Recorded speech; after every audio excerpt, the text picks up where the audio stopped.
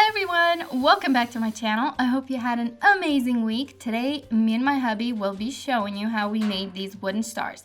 Okay, so I totally went overboard with this DIY and I couldn't decide on just one.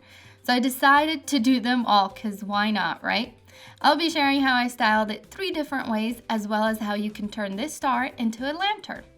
I'll be sharing all of the styling and the lantern towards the end of the video, so stay tuned. Okay, let's get started. To make the star, you'll need a few 1x2s. I got mine at Lowe's. Measure and mark 10 inches. We used our handy DeWalt miter saw to get the job done. Cut a total of 10 pieces measuring 10 inches in length. Here's what they should look like. Okay, now you'll need to make a jig to help get the correct angled cuts on all 10 pieces. On one end, you'll need to create an 18-degree cut. This cannot be done on the miter saw without a jig. For the jig, he just used an old piece of 2x4 we had. He set the miter saw to 45 degrees, laid the 2x4 against the fence of the saw, and cut it at a 45-degree angle. Please be cautious while cutting. I'm not really good with the miter saw, so I just let my hubby do it. Then he used a clamp to secure the 2x4 to the miter saw. You can actually secure it before cutting the 2x4. This will eliminate you having to realign it later. We actually totally forgot this step. Next, he set the miter saw to 27 and we were ready to make some cuts. Take your 10-inch 1x2s and press it against the 2x4. Align both ends at the top and make sure the blade is where it needs to be before cutting.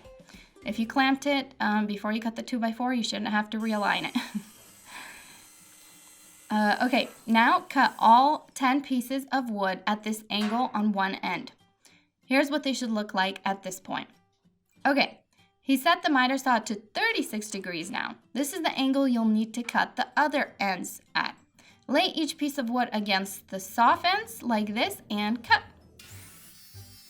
Yay! All done with the cuts. This was the hardest part for me, even though my hubby did it. Now it's time to assemble. I used some wood glue and secured all the 36-degree angled cuts together. I also added tape to help hold them in place since wood glue takes a little bit of time to dry. Now secure all your 18-degree cuts together and your star should start forming pretty quick at this point.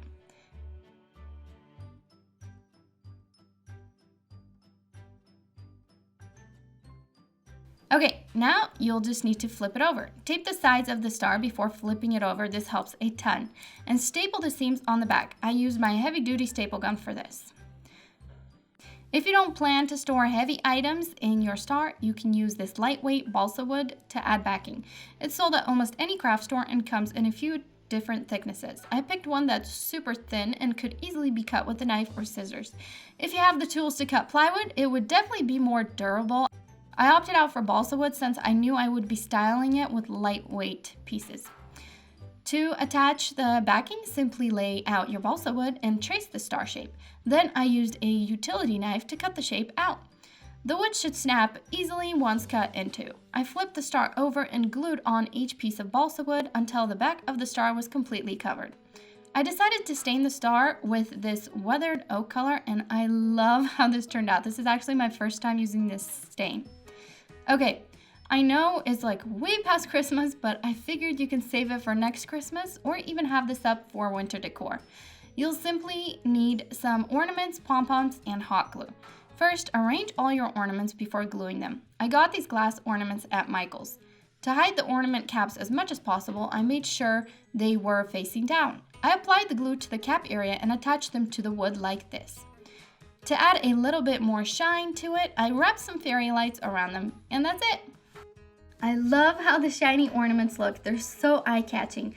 I was thinking you could probably make a few different sized stars and hang them on your wall, and I think these would be perfect if you have a lot of empty wall space in your house that you need to cover, because these stars are pretty big. You can also fill the stars with moss and succulents. I did this by simply hot gluing the chunks of moss to the star. Then I pulled the succulents off the stems and hot glued them to the moss. If you want to plant real succulents, because I was thinking about this, you would probably need real plywood as the base because the balsa wood wouldn't hold up at all. But to be honest with you, I'm not a huge fan of fake flowers at all. However, I always get asked if these succulents are real. I love the tiny rosebud succulents. They add so much character and a cute pop of color. These wooden stars can also make super cute centerpieces. I removed some of the moss in the center and added a few candles. I actually ended up removing the rest of the succulents as well and leaving just the moss on its own, and I love it. Out of all the styled looks, this turned out to be my favorite. It gives off like a beautiful modern rustic look and is definitely more minimalist than the others. I just love the simplicity of this. Okay. Last but not least is this trendy star lantern. To install the lighting, you'll need to mark and drill the hole where you want it before assembling your star. I used a hole saw bit and drilled half a circle in 2 pieces of wood on the ends. Then I assembled the star, making sure to install the wiring for the light and spray painted it white. To secure the light in place, I simply used some hot glue, then I flipped it over and stapled the wire to the back of the star. It can be displayed on your nightstand or actually hung on the wall. I think it would be super cute if there were a few different sizes displayed on a wall in a kid's room. That's all for today. Okay, so I can't take all the credit for this. Surprisingly, these were easy to make thanks to Chris from Sawdust and Wood. I love his channel and he teaches everything you need to know about cutting angles in wood, which I'm not good at. So I followed his tutorial to get the cuts right. Thank you so much for tuning in, everyone. I hope this was helpful.